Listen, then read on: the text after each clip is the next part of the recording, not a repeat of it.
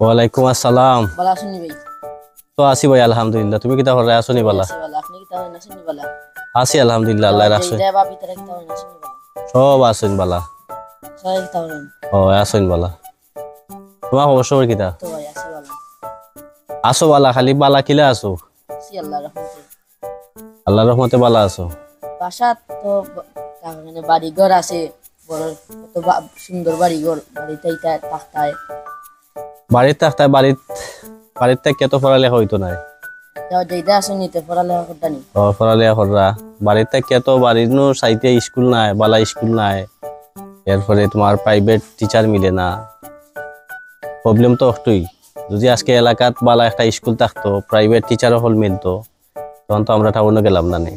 বাড়ির তো অত সুন্দর বাসা আছে, টাউনের টাকার কোনো দরকার আছে নি।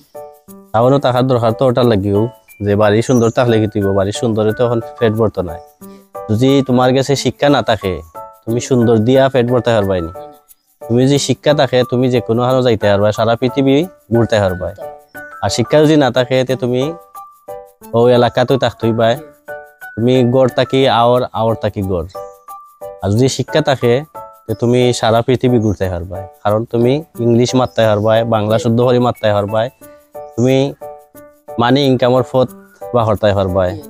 তুমি যদি পড়ালেখা যদি নাই কো, তুমি আগে দেখতে না নি জমিদার হল আসলা, রাজরা আসলা, এরা অনেক বিলীন হয়ে গেছে।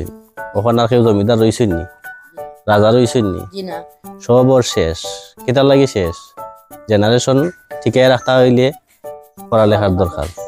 জমিদারি হইয়া সব কিছু রক্ষা করা যায় না। আগেও জমিদার হলর পড়ালেখা আসিল, যারা নাই এরার ব্যবস্থা আসিল। এখন কোন জেনারেশন ইলান চলতো না। এখন যদি তোমার পড়ালেখা থাকে, তুমি খালকে কিতা আসলা এখান কেউ চিন্তা করতো না।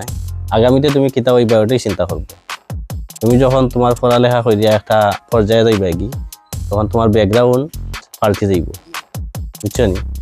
সব সময় চিন্তা করবা যে আমি যেখানে গেলে আমার ডেভেলপ হইব, ওটাও আমি করতাম হইব। আজকে আমি বাড়ি সুন্দর আর সম্পদশালী এটা চিন্তা করিয়া তুমি কিচ্ছু করতে পারতে না। সব কিছুর পিছনে এই লগিয়া টেকা ছাড়া দুনিয়াত খেয়ে খেয়ে জিকায় না। তোমার টেকা আছে, তুমি জিয়ান রে দেশাই হইব, একটা চেয়ার আইনা দে, এক কাপ চাহ দে, কফি দে, পাগল ব্যস্ত হয়ে যাব।